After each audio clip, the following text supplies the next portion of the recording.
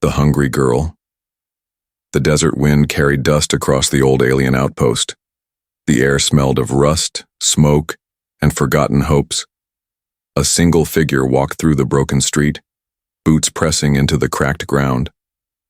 It was a human mercenary, tall, tired, and silent.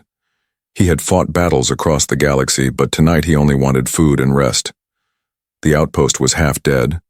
Most of the buildings were empty, windows broken, doors hanging loose. The few shops that remained open sold. Only scraps merchants whispered to each other, eyes avoiding the stranger. They had seen humans before, but not often. Some feared him, others were curious. He stopped near a corner where the light from a dying lamp flickered weakly. That was when he saw her. A small, alien girl knelt on the ground.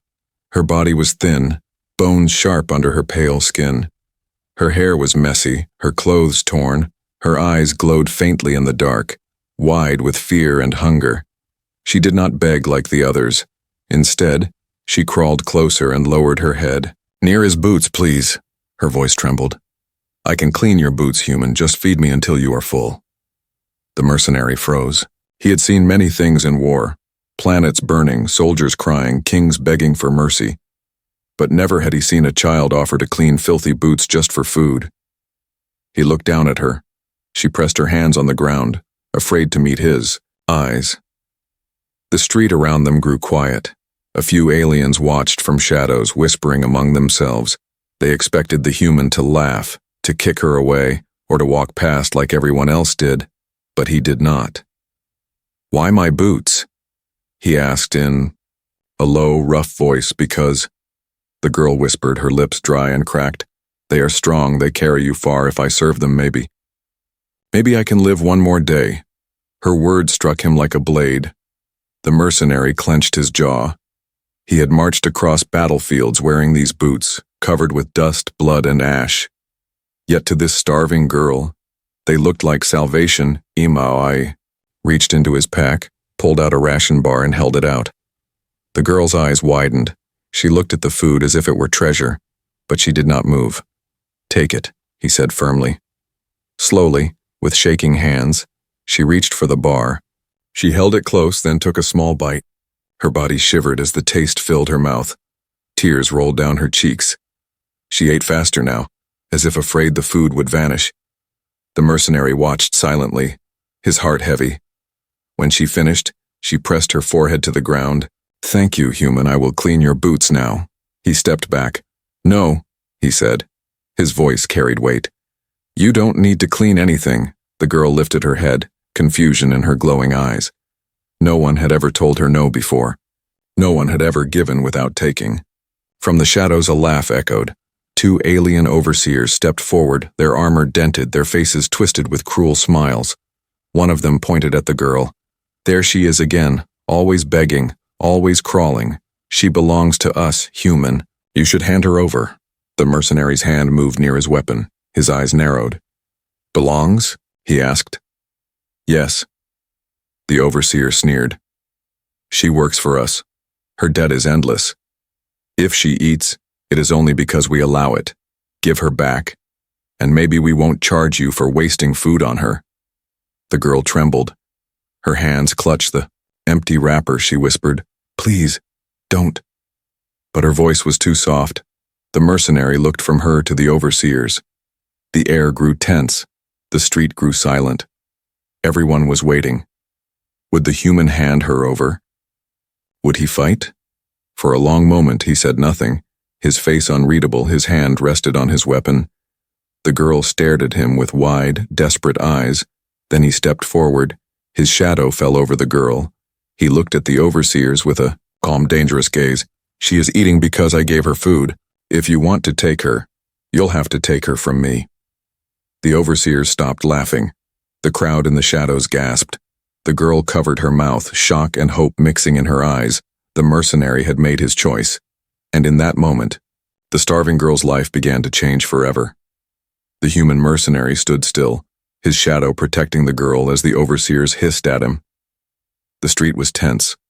Everyone hiding in the ruins peeked from broken windows. Their eyes followed. Every move, no one dared to step closer. The overseers finally spat on the ground. "Keep her then, human," one growled, "but she will bring you nothing but trouble." They turned and walked away, their cruel laughter fading into the night. The mercenary looked down at the girl. She was still trembling, holding the empty food wrapper in her hands. Her eyes shone faintly in the weak light. "You should not have done that," she whispered. "Now they will hate you too." He crouched to her level. His voice was calm. "What's your name?" The girl hesitated, as if speaking her own name was dangerous. "Lyra," she whispered. I am nothing important." "You're alive," he said. "That makes you important enough." For a moment she stared at him with wide, shocked eyes. No one had spoken to her like that before. Slowly, she nodded. The mercenary stood again. "Show me this place, Lyra. Show me what happened here." She looked frightened, but then she nodded again. She turned and began walking down a cracked road. The mercenary followed. His boots echoed in the silence. The deeper they went, the clearer the truth became. The colony was broken, entire streets were empty. Doors hung open with nothing inside. No lights, no machines, only dust. Children with hollow faces hid in shadows, watching with wide, fearful eyes. "This used to be a rich colony," Lyra said softly. "Ships came every day, traders filled the market, families had food and lights." "What changed?" he asked. "Corporates came." Her voice shook. "They took everything, minerals, metals, water. They promised work and safety, but when the resources ran out, they left. They left us to starve." The mercenary clenched his fists. He had seen it before, powerful companies stripping planets bare and abandoning the weak. But here it felt worse because the victims were children like Lyra. She stopped near a burned-out building. Her voice lowered to a whisper. "My mother worked in the mines until she fell. They said she was weak and useless. They threw her body outside the gates. My father was taken for debts. I never saw him again." Her eyes filled with tears, but she wiped them quickly. "I was left alone." The mercenary listened in silence. He did not try to comfort her with false words. He knew pain like this had no easy answer.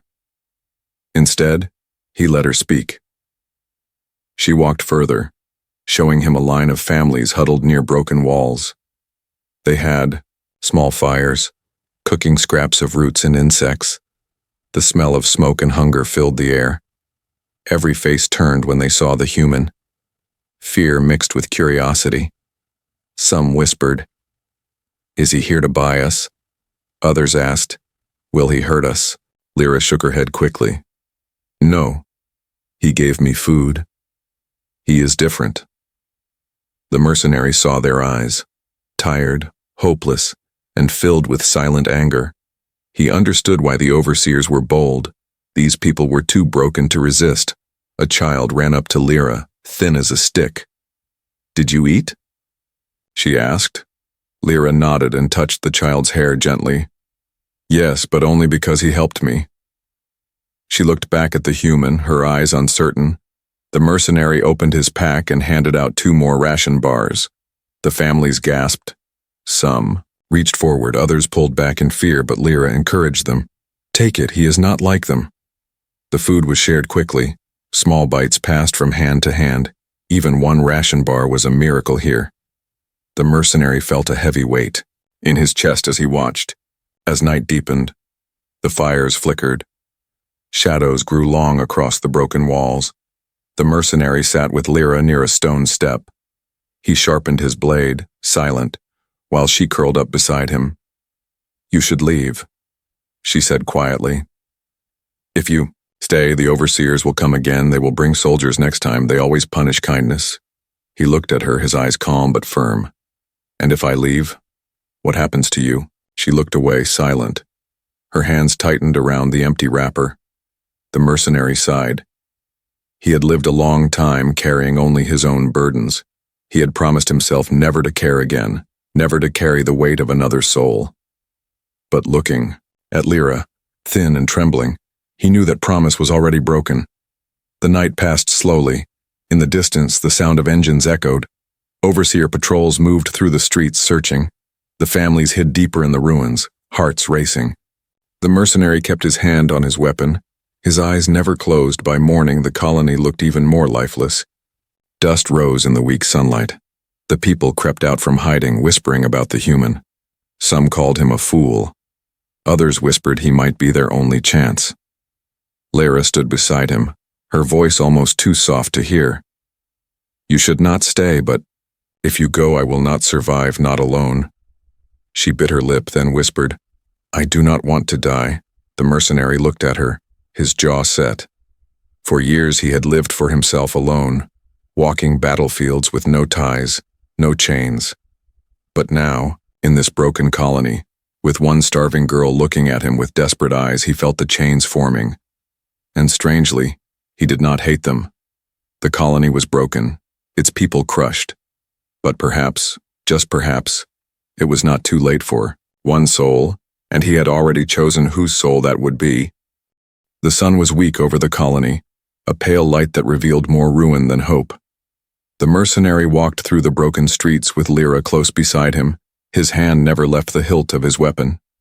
Every shadow felt alive. Every corner carried whispers. Lyra guided him through alleys where starving children hid. Some reached out, others only stared. Too weak to speak, too afraid to hope. The mercenary gave away another ration bar, but he knew his supplies would not last. "They will notice," Lyra whispered.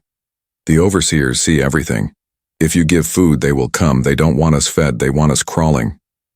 He gave no answer, but his eyes hardened. By afternoon, the overseers returned. This time they did not laugh. They came with 4 guards wearing battered armor and holding shock spears. Their boots stamped heavy against the cracked ground. Dust rose around them as the crowd of colonists pulled back. "There he is," one overseer sneered, pointing at the human. "The fool who feeds rats." Lyra gripped the mercenary's sleeve. Her voice shook. "Don't fight. They will kill everyone if you fight." The mercenary's eyes narrowed. He stood tall, silent, letting the overseers approach. The lead overseer stepped forward, his armor scratched but still shining in the light. "Human," he said in a cold voice. "You have something that belongs to us." His finger pointed straight at Lyra. "That girl, she is under our control. You cannot take her." The mercenary's voice was calm, almost quiet. "She is a child, not your property." The overseer smirked. "Everything here is ours. Every stone, every breath, every broken life. She owes debts she cannot pay, work or die. That is the rule." The guards jabbed their spears into the ground, sparks snapping in the dust. The colonists watching from the shadows did not speak. Their eyes showed fear, but also a spark of something else, waiting, watching what the human would do. The overseer leaned closer. "But we are fair. Give her back, and you may walk away. We will even let you keep your weapon. Refuse, and you will pay the price." Lyra's breath caught. Her eyes widened with terror.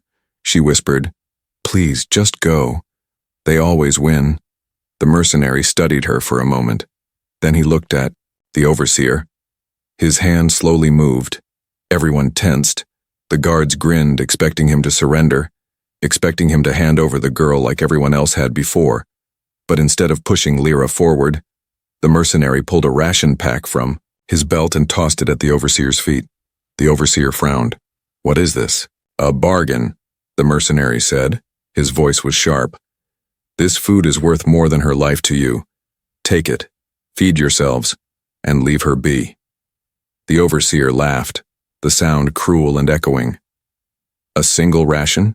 You insult us," he kicked the pack aside. "Her debt is greater than anything you carry."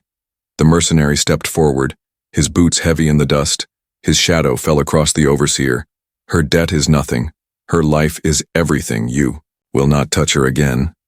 The air turned thick with silence. The guards raised their spears, sparks buzzed at their tips. The crowd drew back farther, children clinging to mothers, hearts pounding. The overseer's smile twisted. "Then we make another bargain. Human. We take the girl, and we take your freedom too. Work for us, fight for us, and maybe we feed you both. Refuse, and we strip the flesh from your bones before the night ends."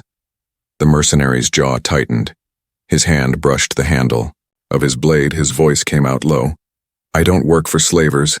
Lyra clutched his arm, her voice desperate. They will kill you. They will kill me. The overseer lifted his hand, ready to command the guards. But something strange happened in the crowd. One of the colonists, an old man with hollow cheeks, stepped forward. His voice was rough but steady. "No," he said. "You will not take her, not today." Gasps spread through the crowd. The guards turned, shocked. The overseer snarled, "Silence, old fool. You will die next." But another voice rose, then another. Whispers grew into words, words into shouts. Not today, not her. The colonist's eyes burned with something long buried. Defiance. The overseer growled. His guard stepped closer to silence the people. But the mercenary moved first. His blade slid free with a hiss. His stance was sharp, his eyes cold as steel. "If you want her, come through me." For the first time, the overseer hesitated. The guard shifted uneasily. They had fought weak, starving colonists before, but this was different. This was a human soldier, one who carried himself like death itself. The overseer spat on the ground. "Fine, human, keep your rat, but this is not the end. You cannot protect her forever." He turned sharply, signaling the guards to fall back. Their boots thundered as they marched away, but their eyes promised return. The mercenary did not lower his blade until the street was empty again. Then he turned to Lyra, who was staring at him with wide, trembling eyes. "Why?" she whispered. "Why do you fight for me?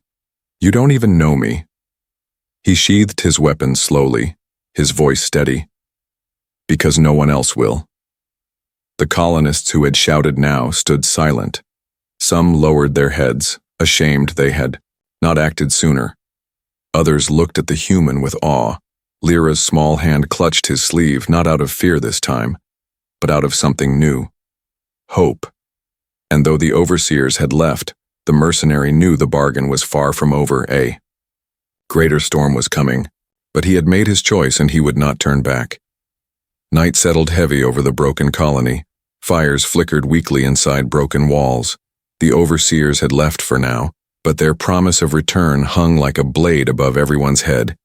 The mercenary sat on a stone step, his weapon across his knees. His eyes scanned the shadows, sharp and unblinking.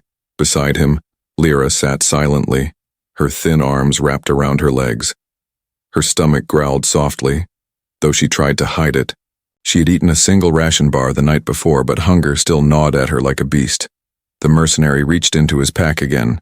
This time he pulled out a sealed tin of soldier's stew. He broke the seal, and the faint smell of meat and spice filled the air. Lyra's eyes widened, her lips parted as she stared. The scent alone was almost too much for her. "Eat," he said simply, handing her the tin. Her hands shook as she accepted it. She looked at him as if afraid he would snatch it back. When he didn't move, she lifted the spoon and took the smallest bite.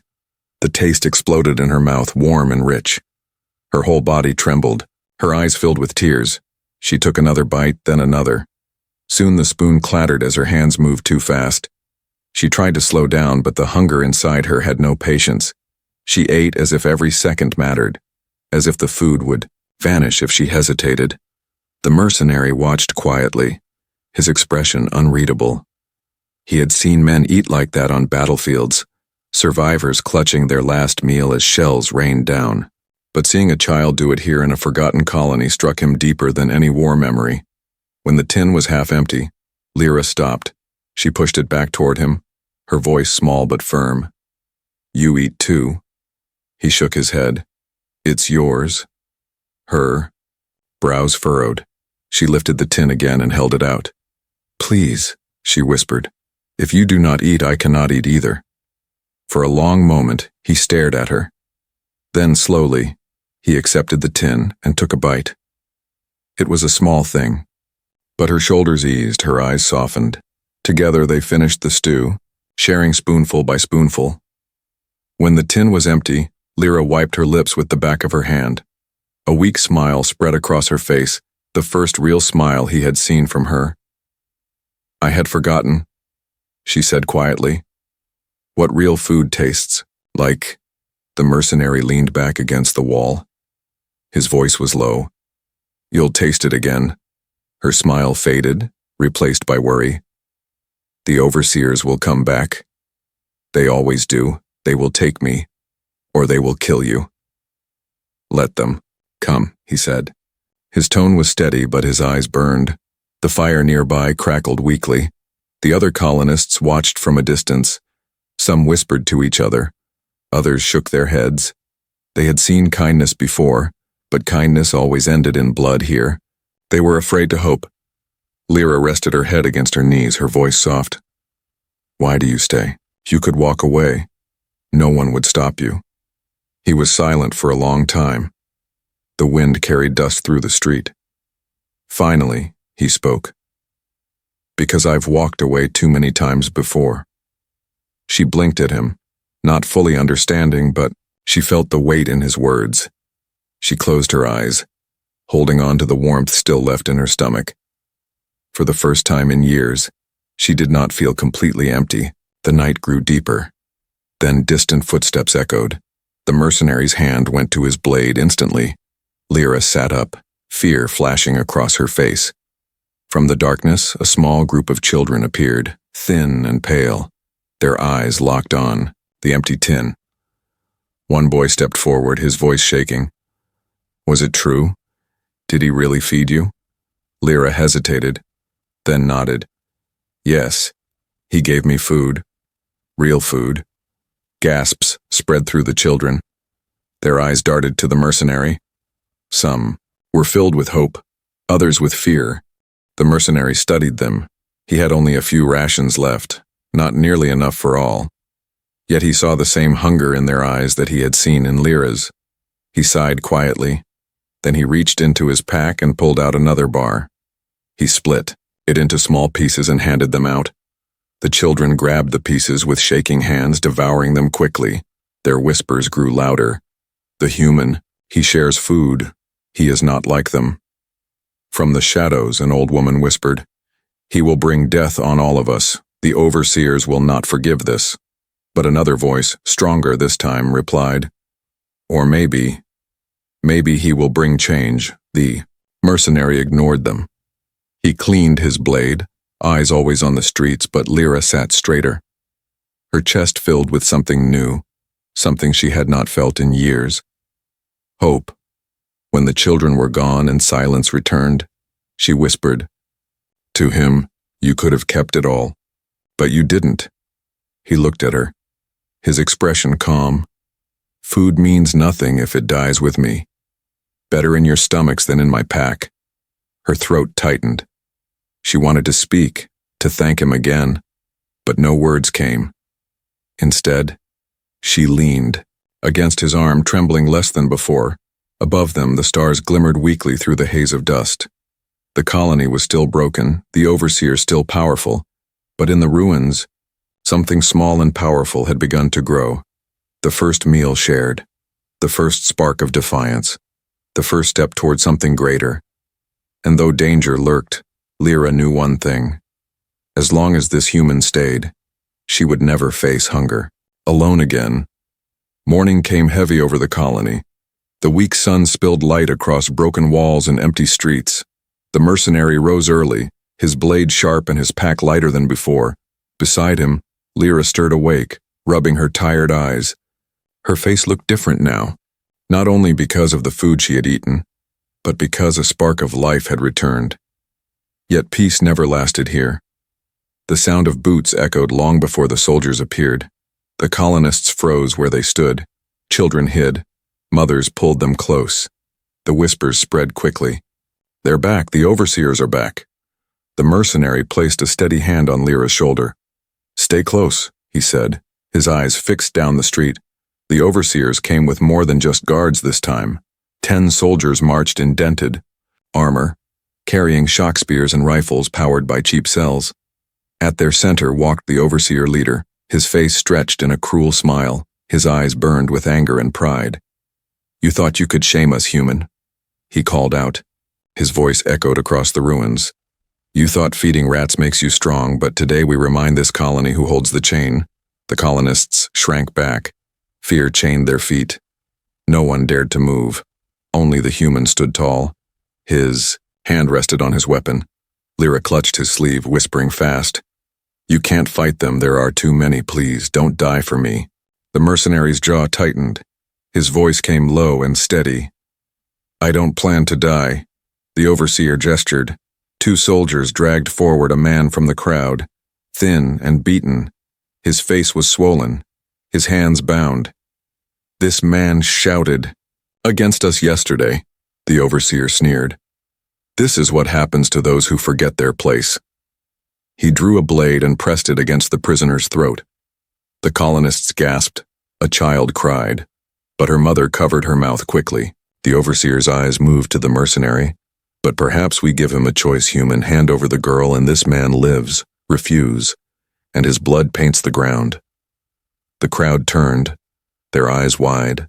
Some looked at the mercenary with desperate hope, others with silent pleas. Would he save the man? Would he sacrifice the girl? Lyra's breath caught. She whispered, "Don't, please, don't trade for me." The mercenary's gaze did not shift. His voice cut through the silence. "You call that a bargain? I call it cowardice," the overseer snarled. Rage twisted. His face, he shoved the man to the ground and raised his blade high. But before he could strike, the mercenary's weapon was already out. The steel flashed. The sound cracked the air. The overseer stumbled back as the mercenary's blade clashed against his. Sparks flew. Gasps filled the crowd. The soldiers rushed forward, spears lit with buzzing light. The mercenary moved with deadly precision. His blade cut through the first spear, shattering it. His boot slammed into another soldier's chest, dropping him hard. Chaos erupted. The colonists screamed and scattered. Lyra was pushed back against a wall. Her heart pounded as she watched the fight. The overseer barked orders, but the mercenary moved like a storm. He ducked, struck, spun. Every strike was clean, every move filled with purpose. Two soldiers fell groaning.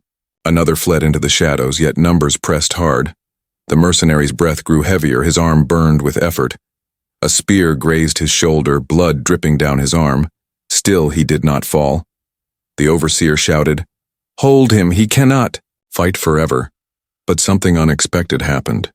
From the edges of the street, stones began to fly. Children, women, and even the old joined in, throwing whatever they could. Broken bottles, shards of metal, fists full of dust. The soldiers stumbled, confused. The mercenary struck harder. His blade disarmed another guard. The prisoner on the ground scrambled free, pulled to safety by trembling hands. The overseer's face turned red with fury. "Traitors!" he screamed at the colonists. "You dare defy me?" The crowd shouted back, their voices weak at first, then stronger. "Not today, not her, not him." The fire of defiance spread like lightning through dry grass. The overseer lunged at the mercenary again. Their blades clashed with ringing steel. The mercenary's arm shook with pain, but his eyes burned with unshaken resolve. With one final strike, he knocked the overseer's blade away and pressed his own against the man's throat. The street went silent. The soldiers froze. The colonists held their breath. The mercenary's voice came cold and final. "Touch her again, and you won't leave this colony alive." For a long moment the overseer trembled. Then with a hiss of rage he raised his hand, signaling retreat. The soldiers pulled back, dragging their wounded. The overseer spat at the ground. "This isn't over, human. You cannot fight forever." The mercenary lowered his blade. His chest rose and fell with deep breaths. His wound burned, but he stood strong. Lyra ran to him, her small hands gripping his arm, her eyes wide with fear and relief. You fought for us again," she whispered. He looked down at her, his voice rough. "I told you, I don't walk away." Around them, the colonists stood taller than before. Fear still clung to their faces, but something else burned brighter. They had seen resistance. They had seen a human stand where they could not. For the first time in years, they believed the overseers could bleed, and though danger still loomed, the colony had changed. The overseers had returned, but so had something greater: hope. The colony did not sleep that night. Whispers spread. Through every ruined street, the human had stood against the overseers. He had fought their soldiers and won. Some called it madness, others called it hope. But everyone knew one truth: The overseers would return with more. The mercenary sat near a dying fire, his shoulder wrapped in rough cloth where the spear had cut him. Lyra sat close, her eyes never leaving him. She had never seen anyone fight like that, not for her, not for anyone. "You should go," she whispered. "They will come with more soldiers. You cannot fight them all." He glanced at her, his eyes calm but sharp. "And leave you here? Alone? No." Her voice trembled. "If you stay, they will kill you." His jaw tightened. He looked out at the ruined streets. "Then we don't stay." At dawn, he rose, his blade at his side, his pack on his back. He turned to Lyra. "We leave this place now." Her eyes widened. "Leave? Where?" "Somewhere they cannot reach you," he said, his tone firm. "Do you trust me?" Lyra hesitated only a moment, then nodded. She had nothing left here, nothing but hunger, fear, and chains. If there was even a small chance of freedom, she would follow him. They slipped through the broken streets. The colonists watched them. "Go," some whispered blessings. Others looked away in fear. An old woman pressed a small cloth bundle into Lyra's hands, dried roots and stale bread. It was all she had. The mercenary led her to the edge of the colony, past rusted fences and broken machines. The desert stretched wide before them. Endless sand and rock under the rising sun. Lyra's steps faltered. "We can't cross that," she whispered. "It goes on forever." He adjusted his pack and offered her his hand. "Not forever, just far enough." She took his hand, and together they walked into the wasteland. Hours passed. The sun burned. Lyra stumbled often. Her legs were weak from years of hunger. The mercenary slowed for her, lifting her when she fell. He carried her on his back when her feet could no longer move. She rested her head on his shoulder, her voice faint. "Why do you do this? You don't know me. You could leave me, but you don't," he answered without stopping. "Because no one should be left behind." The desert stretched endlessly. Heat shimmered on the horizon. The mercenary scanned the land with sharp eyes, always watching for movement. He knew they would be followed, and soon he was right. A low hum filled the air. Shadows moved across the sand. 3 patrol skimmers appeared in the distance, dust clouds rising behind them. The overseers had sent hunters. Lyra's breath caught. "They found us." The mercenary set her down gently, his voice calm. "Then we run smarter, not faster." He led her into a canyon of broken stone.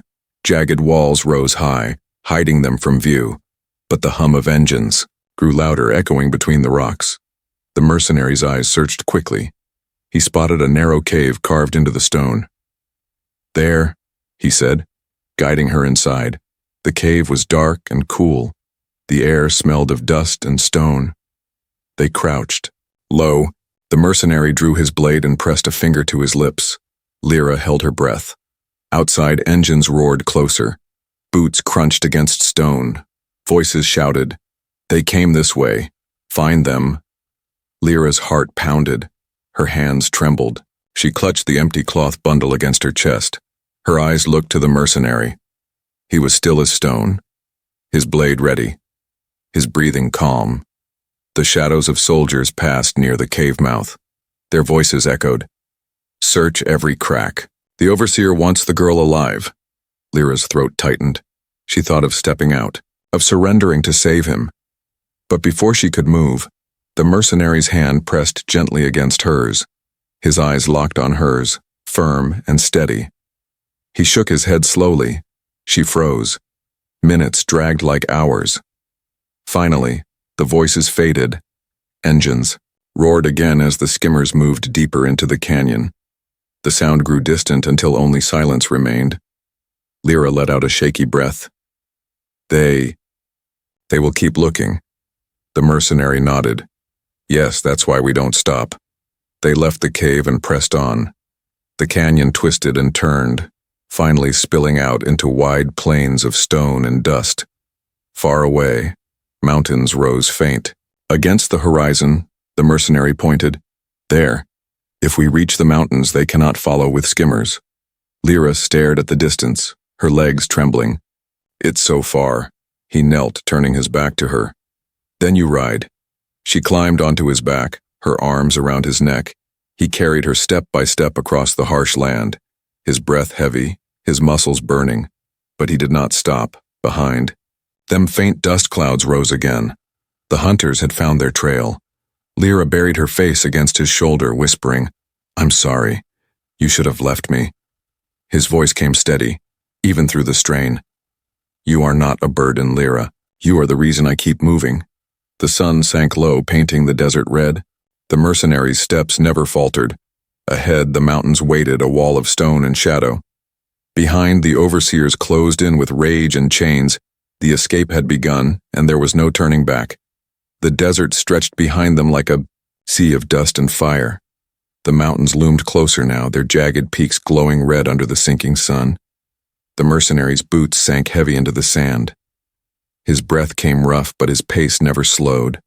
Lyra clung to his back, weak but determined. Behind them, the hum of engines echoed faintly. The overseers had not given up. Dust trails rose like scars across the horizon. Soldiers hunted.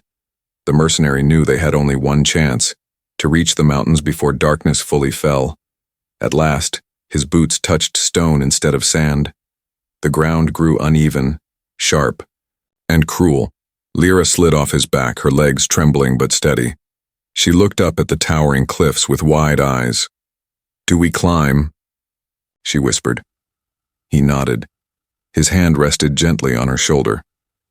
"Up there, skimmers can't follow. Their engines will fail on stone. We make our stand where they cannot reach us easily." Together they climbed, step by step. The rocks cut their hands.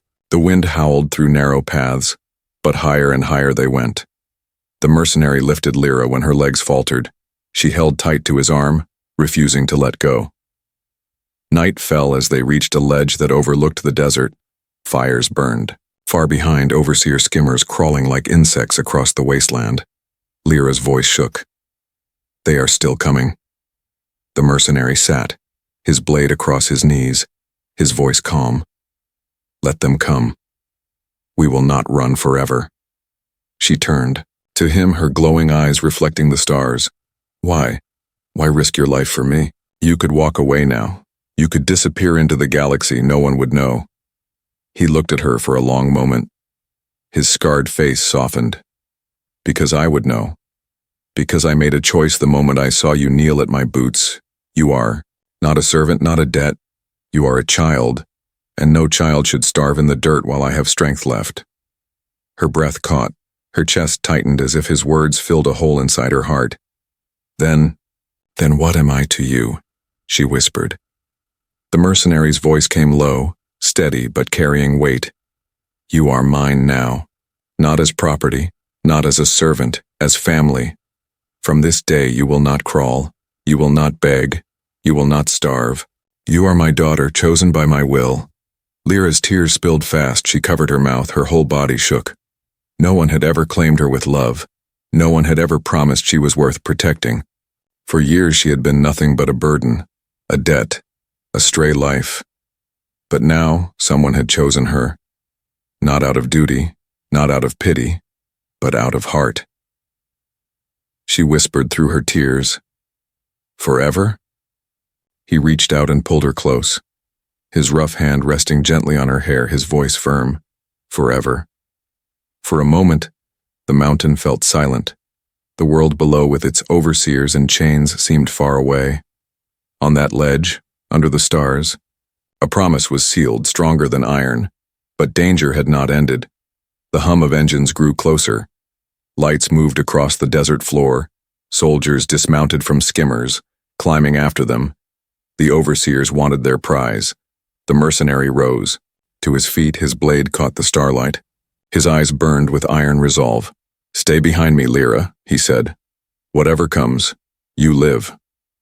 The first soldier reached the ledge. The mercenary struck like lightning. His blade cut through armor. The man fell without a sound. Another climbed higher, sparks flying from his shock spear. The mercenary met him with steel. Their clash rang across the rocks. Lyra pressed against the wall, her heart pounding. But even as fear gripped her, she felt something new. She was no longer the helpless girl begging for scraps. She was no longer alone. The battle raged on the ledge. Sparks, steel, blood. The mercenary fought with every ounce of strength. His body screamed with pain, but his will never bent. Each time a soldier fell, another climbed. Yet still he stood. At last the overseer himself appeared, his cruel eyes glowing in the dark. His voice thundered, "You cannot keep her, human. She belongs to us. She belongs to the debt, to the chain." The mercenary's blade dripped with blood. His chest rose and fell with heavy breath, but his voice came out strong, steady, and final. "No, she belongs to me, to no one else, not as a slave, not as a tool, as my daughter, my choice, my forever." With a roar, he charged. Steel clashed against steel, sparks burst. The overseer struck with fury, but the mercenary struck with purpose. Their blades screamed against each other until, with one final blow, the overseer's weapon shattered. The mercenary pressed his blade to the man's throat, his voice like stone. "Go back. Tell them she is not yours. Tell them she will never be theirs again, or I end you here." The overseer's eyes burned with hate, but he saw death in the human's gaze. Slowly, he raised his hands, signaling retreat. The soldiers pulled back, their boots scraping stone. One by one, they vanished into the night. Silence fell again. The mercenary lowered his blade, his breath heavy but steady. Lyra ran to him, throwing her arms around him. Her tears wet his chest, her voice broke. "You didn't leave, you didn't give me up." His hand rested on her back, his eyes soft in the starlight. "Never. You are mine now, until the end of my days." On that mountain ledge under endless stars, a bond was sealed not by blood but by choice. The mercenary had chosen a starving girl as his daughter, and she had chosen him as her forever, and no overseer, no chain, no army could take that away.